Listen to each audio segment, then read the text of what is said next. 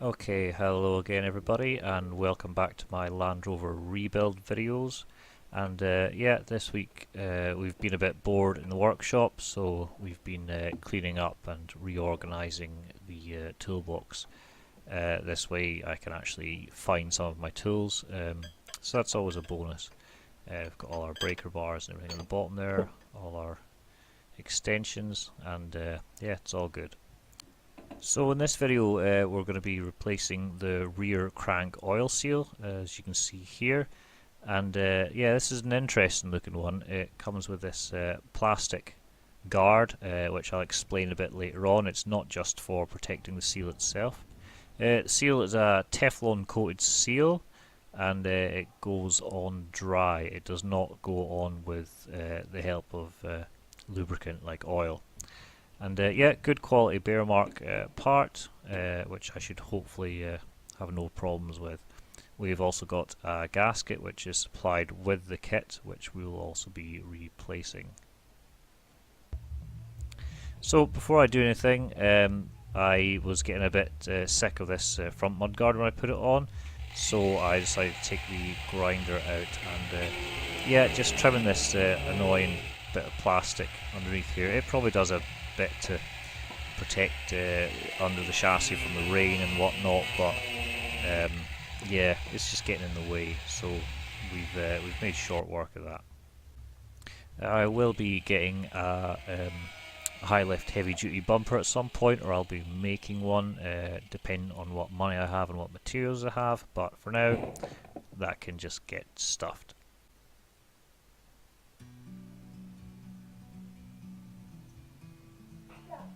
So this is the view from the underside of the Land Rover, and this is the automatic gearbox, and we've already taken the bolts out of the bell housing, and we were just setting up to pull it off. This is a view from the top as well. Obviously I didn't film us removing it because it was an absolute nightmare. It took two of us and a lot of cursing and swearing. So yeah. Right, so what we've got here is the torque converter, and this needs to stay on the gearbox, not on the engine, on the gearbox. Trust me, if this slips off the gearbox, it is a nightmare to get back on. It slipped off before we put the gearbox back on, and it took us about an hour to get the thing back on. It was a nightmare. That's all I've got to say on the matter.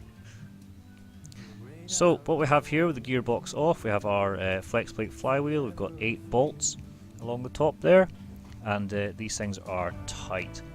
And we need to take these off, and we needed a long bar, and yeah, I was a bit naughty here and I had to wedge a pry bar in the teeth of the flywheel, and yeah, it's not really recommended. You should really brace the crank from the front of the vehicle on the front pulley, but I'd normally do that with a breaker bar. But of course I needed the breaker bar to undo these bolts, and these were tight. I really did struggle with these ones, but you know, perseverance. And this is what I was going on about before, about the limitations of where I am and limitations of what I can do, but yeah, it just takes a bit longer. So cracked all those off and just loosened them off with the ratchet there, and yeah, they've got loads of Loctite on them, so we've got to clean these threads up and then reapply Loctite. So with all the bolts off, it's now time to remove the flex plate and flywheel, and there's a washer at the front here, and there's also a washer behind the flywheel. And yeah, this is a bit fiddly to take off. It's probably not been off before. If it has, it's been a while. Just bear in mind, you know, you're working underneath the vehicle, and this isn't a light thing.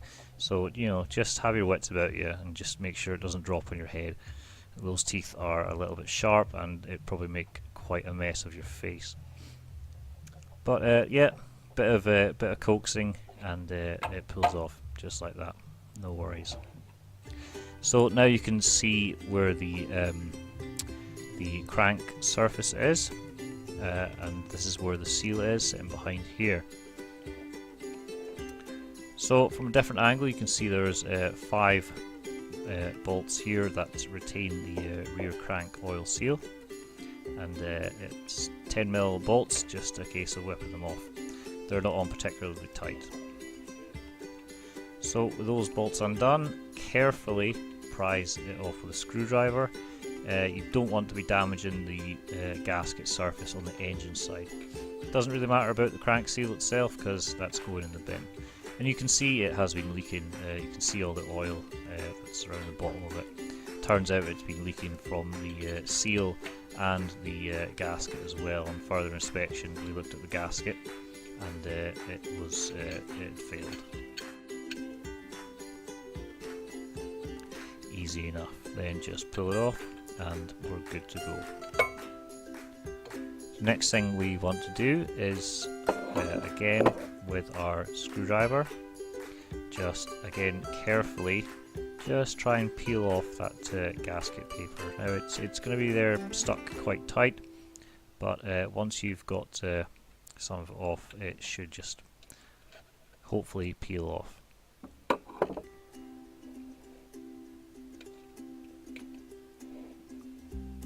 Good stuff. So next thing, take a lint-free cloth or a bit of towel and just make sure there's no residue of bits of old gasket and bits of old rubber that's still stuck there. If there's anything else stuck on there, you know, you're going to risk having this thing fail and have oil leaking again, and that's what we don't want after putting this gearbox and everything back on the vehicle. So a quick comparison here between the old, presumably original rear crank seal, which has clearly failed. You can see the amount of oil on it, and the new one here, which still has a plastic retainer on it. And yeah, there's some slight variations on the rear gasket surface here of both of them. Hopefully it shouldn't cause too much of a problem. Hopefully it should be a better seal, but you know, we'll just have to see how it goes. We also have two M8 by 1.25 studs here, and what they're going to be doing is helping us locate this seal in the correct way, so we don't put it on squint and we don't damage or tear the seal.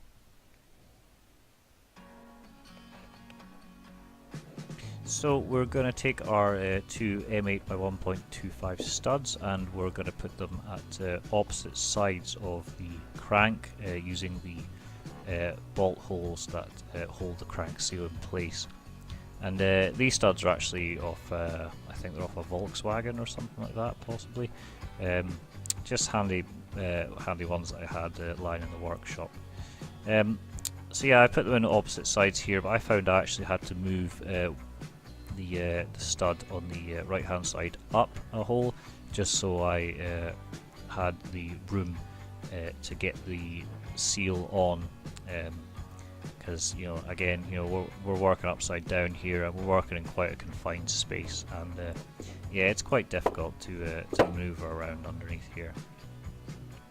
So, ensuring we've got a clean gasket mating surface, we first of all take our gasket here and line it up with the studs that are already in place. Now, remember that plastic collar that we had on the new crank seal that you've got here?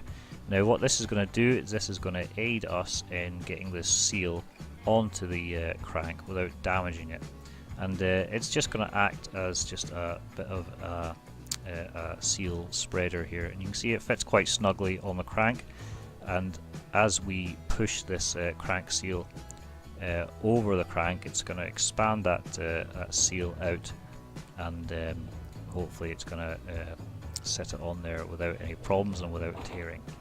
So we line up the seal with the two studs on either side, and it's just a case of slowly and gently just easing it on until it slides home. Now this is where I moved the stud, just because I needed a bit more space. So yeah, just slowly wiggle it, and it should just go on with a bit of effort, and there we go. Now once this was seated, I did maybe find it was a bit loose, maybe, I don't know. It just didn't feel right. It was certainly making a seal on the lip. It might just be the flex in the lip. But yeah, maybe it's just me being a bit on the paranoid side. But you know, we'll bolt it up and hopefully we'll have no leaks. So once the rear crank seal is seated properly, we can remove our two M8 by 1.25 studs, and we can start tightening this up. So put the bolts back on, and they need to be torqued down to 25 Newton meters. And yeah, you want to use a crisscross pattern with these as well. So I'm starting from the bottom right hand here, and then I'll work my way to the top left, then I'll go along to the top right, and then along to the bottom left, and just carry on in a crisscross pattern until you reach the torque settings required. So what we've got here is our flex plate stroke flywheel, and we've got our rear spacer here, which will sit between the flex plate and the crank.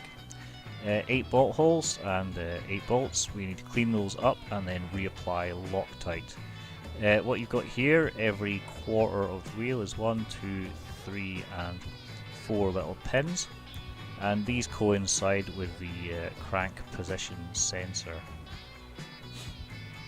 So underneath the vehicle again, and we're going to put our spacer back on. It should only go one way.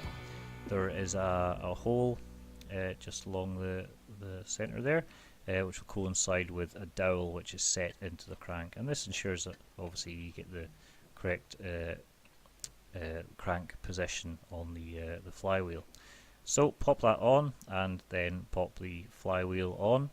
Again, remember this isn't a light thing, it's quite heavy, and again, you know, you're working underneath the vehicle. It's a bit awkward to get at. You know, I've got the camera, I've got a light, I've got the jack for the transmission. So you know, you just got to have your wits about you and just make sure that it's not going to drop. It should sit quite snugly once it's keyed in. If it's loose in any way, then you've probably got problems. But you know, it should be okay.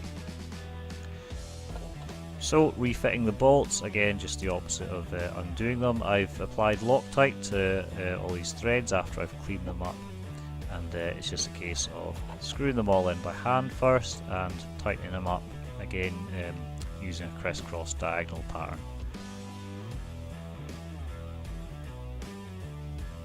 So once they're all nipped up with the ratchet, then we need to torque them up, and these are 146 Newton meters, and that's pretty tight. By this point, when I was tightening them back up, I'd managed to lock the crank, as I mentioned before, by using the breaker bar on the crank pulley at the front and bracing it up against the chassis.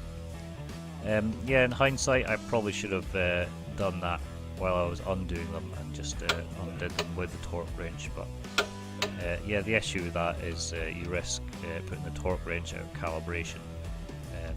So you know, it's just one of those things you live and learn. I've said before, doing this Land Rover, it's all new to me, and you know, I'm learning as I go along. So you know, it's all just a learning curve.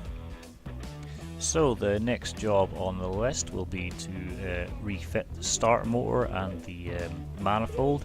Also replace this manifold gasket as it's blown on one of the inlet ports. This would also be the result of the lack of power when I first got the vehicle.